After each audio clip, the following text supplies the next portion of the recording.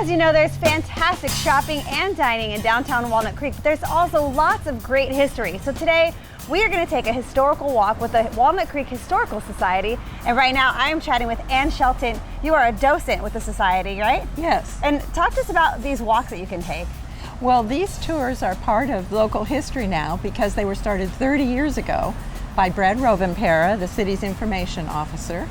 And he was offering them as a program for third grade students to have a first-hand experience of history in downtown Walnut Creek. And in 2008, he planned to retire and he invited the Historical Society to sponsor the tours.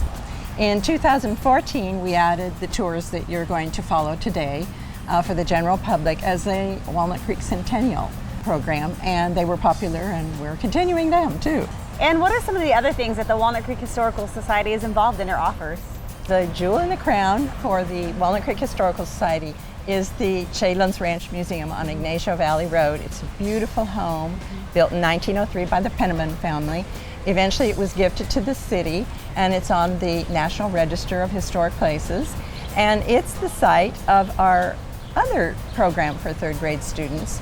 The children come to the Shadelands Ranch, they walk through a portal into 1903, and they spend their day working and playing as children would have 100 years ago.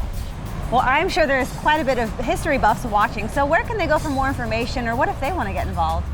Well, the first thing to do, and it's fun for people of all ages, is go and tour the Shadelands Ranch Museum. It's open every Wednesday and Sunday afternoon, and while you're there, step into our history room. You can get help answering any of your questions about Walnut Creek history there. The mission of the Society is to preserve and interpret Walnut Creek history, and we have therefore collections of photos, clothing, letters, oral histories, all kinds of materials that you can look at and just to enjoy or to learn more. Lastly, I would like to mention that we are always encouraging young people to get involved and to value history, so we sponsor scholarships at both Los Lomas and Northgate High Schools. That's fantastic. What a great thing.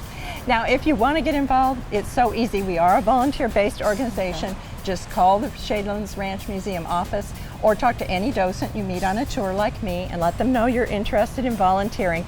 There's an amazing variety of activities you can choose from. And I assure you, you'll be welcomed with open arms. We're always looking for volunteers. And you'll get to work with a really creative and committed group that I find a lot of fun to work with. It sounds like a lot of fun. People definitely need to visit that. And we're getting ready to start a tour now, but what if people at home want to join a tour? What do they do? Well, the tours are offered every second Saturday from March to October. They start at 9:30 a.m. right here in Libertyville Plaza on the corner of Broadway and Mount Diablo. Okay. They are free.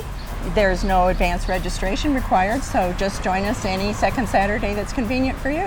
What a fun, free thing to do on the weekends with everybody in the family, right? Yes, and then you can go out shopping and have a nice lunch. There you go. It's perfect. Okay, Ann, should we get going? Okay.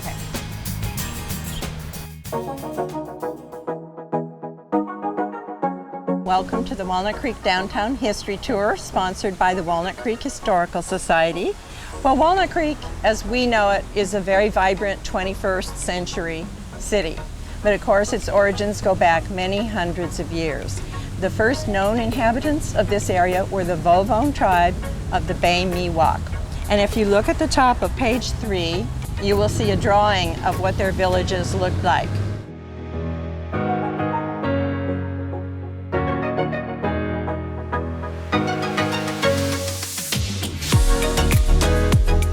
Well, the main reason the town was first known as the Corners is because from the very earliest days, it grew up around this intersection.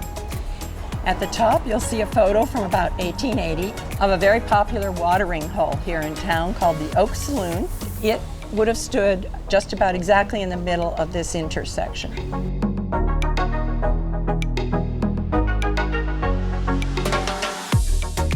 Something I just learned, I'm sure you're all familiar with the Starbucks right here on Duncan Street. Well, guess what?